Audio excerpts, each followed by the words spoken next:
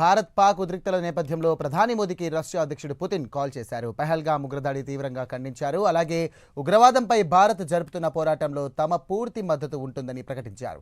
పహల్గామ్ ఘటన తర్వాత రాష్ట్రపతి ద్రౌపది ముర్ము ప్రధాని మోదీకి పుతిన్ లేఖ రాశారు. ఇక మృతుల కుటుంబాలకు ప్రగాఢ సానుభూతి తెలియజేశారు. మరోవైపు రక్షణ వెబ్సైట్లను హ్యాక్ చేయడానికి పాక్ సైబర్ గ్రూపులు ప్రయత్నించాయి. భారత రక్షణ వ్యవస్థకు చెందినటువంటి వెబ్సైట్లు లక్ష్యంగా సైబర్ గ్రూపులు దాడులు చేస్తున్నాయి. పాక్ హ్యాకర్లతో ముప్పు పొంచి ఉందని ఇప్పటికే నిఘా వర్గాలు హెచ్చరించాయి.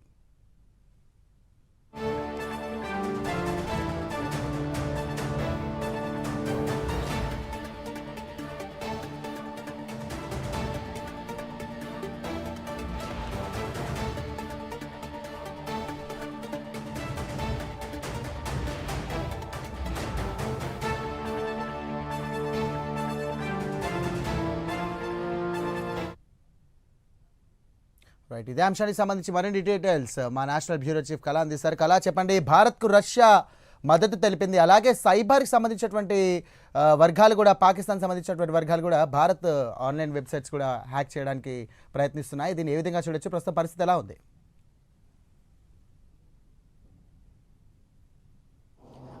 సాయిరామ్, దాదాపు మనకు రష్యా అధ్యక్షుడు ఇక్కడ వ్లాదిమిర్ పుతిన్ ఇండియాకు వస్తున్నట్లు కూడా ఇప్పుడే కొద్దిసేపటి క్రితమే మనకు ఎక్స్ వేదికగా రణ్దీప్ జైస్వాల్ విదేశాంగ సంబంధించినటువంటి అధికారి ఎక్స్లో పోస్ట్ చేయడం జరిగింది. దీనికి సంబంధించినటువంటి పూర్తి సమాచారాన్ని కూడా ఇక్కడ అధికారికంగా ప్రకటించినట్లుంది. అయితే ముఖ్యంగా ఏదైతే వ్లాదిమిర్ పుతిన్కి సంబంధించింది గత కొన్ని రోజుల నుంచి కూడా, అంటే ఏదైతే పహల్గావ్ ఘటన జరిగిన తర్వాత దీనికి సంబంధించినటువంటి ఏదైతే దాడి గురించి కూడా గత కొన్ని రోజుల క్రితం కూడా మద్దతు తెలిపినటువంటి సందర్భం అని చెప్పుకోవచ్చు. బట్ ఈ రోజు మాత్రం ఏదైతే అధికారికంగా కూడా త్వరలోనే భారత్లో పర్యటిస్తున్నట్లు కూడా ఇక్కడ మనకి రష్యాకు సంబంధించినటువంటి విదేశాంగ శాఖకు సంబంధించినటువంటి అధికారులు ఈరోజు అధికారికంగా ప్రకటించడం జరిగింది. అయితే ముఖ్యంగా ఏదైతే ఇక్కడ నరేంద్ర మోడీ గారు ముఖ్యంగా మనకు ఈరోజు అంటే రష్యాకు సంబంధించినటువంటి 80వ వార్షికోత్సవం సందర్భంగా శుభాకాంక్షలు తెలుపుతూ ఈరోజు ఉదయం రష్యా అధ్యక్షుడు వ్లాదిమిర్ పుతిన్తో స్వయంగా ఫోన్లో మాట్లాడినట్లు, శుభాకాంక్షలు కూడా తెలిపినట్లు కూడా ఇదే అంశాన్ని ఇక్కడ విదేశాంగ శాఖ అధికారి సంబంధించినటువంటి రణ్దీప్ జైస్వాల్ పేర్కొనడం జరిగింది. అయితే ముఖ్యంగా ఏదైతే పహల్గావ్ దాడికి సంబంధించిన తర్వాత ఇక్కడ జరిగినటువంటి ఏదైతే ఘటన ఉందో దీనిని ఖండించినటువంటి పరిస్థితి. ఖచ్చితంగా ఎన్నో సంవత్సరాల నుంచి రష్యాకు తర్వాత భారత్కు ఉన్నటువంటి సంబంధాలు ఒకవైపు ఉంటే, మరొక వైపు ఏదైతే పహల్గావ్ దాడి తర్వాత పాకిస్తాన్ తర్వాత ఇండియాకు సంబంధించినటువంటి ఎప్పుడు యుద్ధమో అన్నది మాత్రం అన్ని దేశాలు కూడా ఎదురు చూస్తున్నటువంటి సందర్భం. కానీ ఎక్కడా కూడా భారత్ తొందరపడి అడుగు వేయకుండగా ప్రపంచంలో ఉన్నటువంటి అన్ని దేశాల మద్దతు కూడగట్టుకొని అడుగు వేస్తుంది. తొందరపడి ఏ నిర్ణయం తీసుకోకుండా ఆలోచించి అడుగు వేస్తున్నటువంటి సందర్భం చెప్పవచ్చు సాయిరామ్. దీనికి సంబంధించినటువంటి వరకు ఏదైతే రష్యా అధ్యక్షుడు ఈ సంవత్సరము చివరిలో ఇక్కడికి భారత్కు పర్యటనకు వస్తున్నట్లు కూడా ప్రకటించడం జరిగింది. దీనికి సంబంధించింది ఇప్పటికే కూడా మనకు నరేంద్ర మోడీ గారు రష్యా పర్యటనకు 2 సార్లు కూడా వెళ్ళడం జరిగింది. చాలా అంతర్జాతీయ సమావేశాల్లో కూడా వ్లాదిమిర్ పుతిన్తో కూడా సమావేశాలు కూడా జరిగింది. వాణిజ్యపరమైనటువంటి అంశాలు అనుకోవచ్చు, విదేశాంగపరమైనటువంటి అంశాలపై కూడా సుదీర్ఘమైనటువంటి సమావేశాలు జరిపినటువంటి ప్రాముఖ్యత ఉన్నటువంటి సమావేశాలు కూడా జరపడం జరిగింది. కానీ ఇప్పుడు ఏదైతే పహల్గావ్ దాడి జరిగిన తర్వాత వ్లాదిమిర్ పుతిన్ ఇక్కడికి ఇండియాకి రావడం అన్నది చాలా కీలకము. ప్రపంచ దేశాలన్నిటి కూడా ఒక్కసారి అంటే ఈ సందర్భంలో పుతిన్ భారత్ పర్యటనకు వెళ్తారా లేదా అన్నది ఒక ఇతర దేశాలకు అనుమానం ఉన్నది. కానీ భారత్కి ఎక్కడా కూడా అనుమానం లేదు ఖచ్చితంగా. ఎందుకంటే రష్యాకు భారత్కు 2 దేశాలకి కూడా అంటే ఎన్నో సంవత్సరాల నుంచి అభినవ సంబంధం ఉన్నటువంటి దేశాలు, ఇద్దరు కూడా 2 దేశాలు కూడా ముందుకు వెళ్తున్నటువంటి దేశాలు. అయితే ఈ సంవత్సరము చివరిలో కూడా రష్యా అధ్యక్షుడు భారత్ పర్యటనకు వస్తున్నట్లు కూడా అధికారికంగా ప్రకటించడం జరిగింది.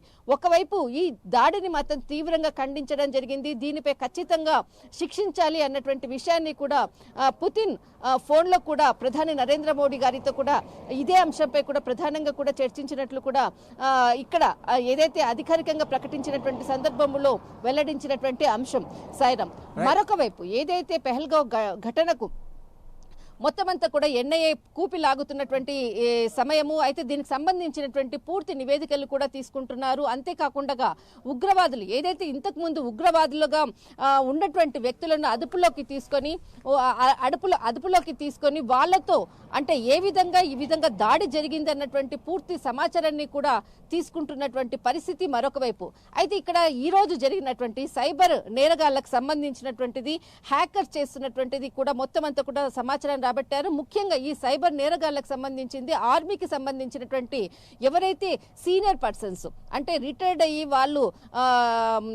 అయినటువంటి వాళ్ళు వాళ్ళకి హెల్త్ పర్పస్ గా ఉన్నటువంటిది వాళ్ళ యొక్క బ్యాంక్ సంబంధించినటువంటి టోటల్ డాటా అంతా కూడా వాటిని హ్యాకర్ చేసినటువంటి సమాచారాన్ని కూడా సైనిక అధికారులు తెలుసుకున్నారు. ముఖ్యంగా ఏదైతే కాలేజెస్ తర్వాత స్కూల్స్ కి సంబంధించినటువంటి వాళ్ళు తర్వాత ఏదైతే మాజీ సైనికులకు సంబంధించినటువంటి వాళ్ళు వీళ్ళకి సంబంధించినటువంటి సమాచారాన్ని తీసుకొని వాళ్ళను ట్రాప్ చేసే విధంగా కూడా సైబర్ నేరగాళ్లు దీన్ని ఒక అంటే వాళ్ళే టార్గెట్ గా పెట్టుకొని దీనికి ముందుకెళ్తున్నట్లు కూడా ఇక్కడ ఉన్నటువంటి సైనిక అధికారులు కూడా గుర్తించారు. దీనికి తగ్గట్టుగానే ఎవరైతే రక్షణ మంత్రికి సంబంధించినటువంటిది మరొక రక్షణ మంత్రిత్వ శాఖకు సంబంధించినటువంటి ఆర్మర్డ్ వెహికల్ నిగమ్ లిమిటెడ్ అన్నటువంటి ఒక వెబ్సైట్కి కూడా వీళ్ళు సైబర్ నేరగాళ్లు హ్యాక్ చేసినట్లు కూడా సమాచారం అందడంతో దానికి సంబంధించినటువంటి పూర్తి డేటాను కూడా అదుపులోకి అంటే దాని పూర్తి డేటానికి సంబంధించినటువంటి సమాచారాన్ని కూడా రాబట్టినట్లు కూడా తెలుస్తుంది. అయితే దీనికి సంబంధించింది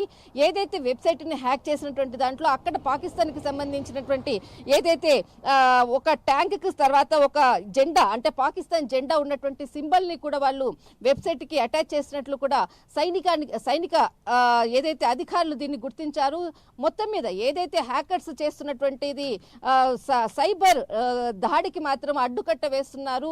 ఎక్కడా కూడా ముఖ్యంగా కాలేజీలు స్కూల్స్ కి సంబంధించినది తర్వాత మాజీ సైనిక ఉద్యోగులకు సంబంధించినటువంటి హెల్త్ కి సంబంధించినటువంటి వాటిని తర్వాత వాళ్ళ బ్యాంక్ అకౌంట్స్ మాత్రం హ్యాక్ చేస్తున్నట్లు కూడా దీన్ని పూర్తిగా హ్యాక్ చేసి మరొక దారి మళ్లించే విధంగా కూడా వీళ్ళు ప్రయత్నాలు చేస్తున్నట్లున్నారు. ఎట్టకేలకు దీనిని గుర్తించి సైనికులు అంటే ఏదైతే హ్యాకర్స్ చేస్తున్నారన్నటువంటి దాడిని ముందుగానే గుర్తించడం జరిగింది. బట్ దీనికి సంబంధించినటువంటిది ఎప్పటికప్పుడు కూడా హ్యాకర్స్ కు వాళ్ళ యొక్క దృష్టి ఈ వెబ్సైట్ల మీద పడకుండా కూడా మొత్తంగానే టీం అంతా కూడా దీన్ని అరికట్టే ప్రయత్నం చేస్తూ ఉన్నారు. సాయిరామ్ రైట్ కళ, మీరు అన్నట్టుగా ఈ హ్యాకర్స్ సంబంధించి కూడా పాకిస్తాన్ ఇంతటువంటి దుస్సాహసానికి పాల్పడింది అనుకోవచ్చు. కానీ నేరుగా ఎదుర్కొనే ధైర్యం లేకే ఇలా సైబర్ పైన అటాక్స్ చేసే ఏదైతే ప్రయత్నం చేస్తుంది అనుకోవచ్చు. ఎందుకంటే మన వాళ్ళు కూడా ఒక్క నిమిషం తలుచుకుంటే కనుక పాకిస్తాన్ పని 2 నిమిషాల్లో అంతా కూడా అయిపోతుంది. కానీ అప్పటికి కూడా చాలా సహనంతో ముందుకు వెళ్తున్నారు. చూద్దాం ఎలాంటి పరిస్థితులు వస్తాయో అనే టైప్లో కూడా ఆలోచిస్తున్నారు. కానీ ఒక్కింత అన్నట్టుగా రోజు రోజుకు మితిమీరిపోతున్నాయి ఈ యొక్క పాకిస్తాన్ చేస్తున్నటువంటి చర్యలు. దీని ఈ విధంగా కూడా చూడొచ్చు.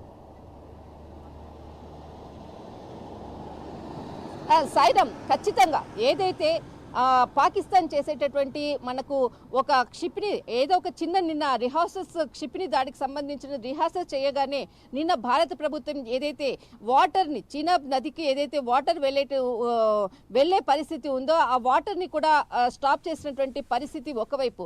అసలు భారత్ తలుచుకుంటే దాదాపు ఈ ఉగ్రదాడి జరిగి కూడా దాదాపు మనకు 13 రోజులు పైగా అవుతుంది. తలుచుకుంటే ఎప్పుడైతే ఒకవేళ పాకిస్తాన్ని మట్టిపాలు చెయ్యాలి దేశాన్ని సర్వనాశనం చెయ్యాలి అని అంటే అన్న 1 గంట సరిపోతుంది. కానీ అక్కడ ఉండేటటువంటి ప్రజలను దృష్టిలో పెట్టుకొని ఇన్ని సంవత్సరాలు కూడా వెయిట్ చేసింది. కానీ ఎక్కడా కూడా ప్రభుత్వం ఎక్కడా కూడా తొందరపడకుండా ప్రపంచవ్యాప్తంగా కూడా మద్దతును కూడగట్టుకొని ముందుకు అడుగు వేయబోతుంది. ఖచ్చితంగా దీనికి మాత్రము ఏదైతే ఉగ్రదాడి చేశారో దీనికి ఖచ్చితంగా దానికి ప్రతిస్పందన మాత్రం ఖచ్చితంగా ఉంటుంది. చెప్పకుండానే అదిగాక మనకు కొన్ని రోజుల క్రితం కూడా సైన్యానికి కూడా పూర్తి స్వేచ్ఛనిచ్చినటువంటి ప్రభుత్వము ఖచ్చితంగా సమయము తర్వాత ప్లేసు మొత్తం అంతా కూడా స్వేచ్ఛని డిసైడ్ చేయండి, భారత సైన్యం మీద నాకు నమ్మకం ఉంది అన్నటువంటి ప్రధాని నరేంద్ర మోడీ గారు చెప్పారు. ఆ విధంగానే పూర్తి స్వేచ్ఛను ఒకవైపు ఇస్తూనే మరొక వైపు ప్రపంచ వ్యాప్తంగా కూడా అన్ని దేశాలను కూడగట్టుకునేటువంటి ప్రయత్నం చేస్తూ ముందుకు వెళ్తున్నారు. ఎక్కడ తొందరపడకుండా ఎక్కడ ఒక్కసారి కొడితే మళ్ళా తిరిగి పాకిస్తాన్ ఇంకొకసారి కూడా వెనిగి తిరిగి చూడకుండా భారత్ వైపు చూడకుండా చేసేటటువంటి ప్రయత్నాలు మాత్రం ప్రభుత్వం చేస్తుంది. ఈసారి మాత్రము దెబ్బ కొడితే మాత్రం మళ్ళా లేసే ప్రసక్తి లేకుండానే మోదీ ప్రభుత్వము ఇక్కడ అడుగులు వేయబోతుంది. సాయిరాం.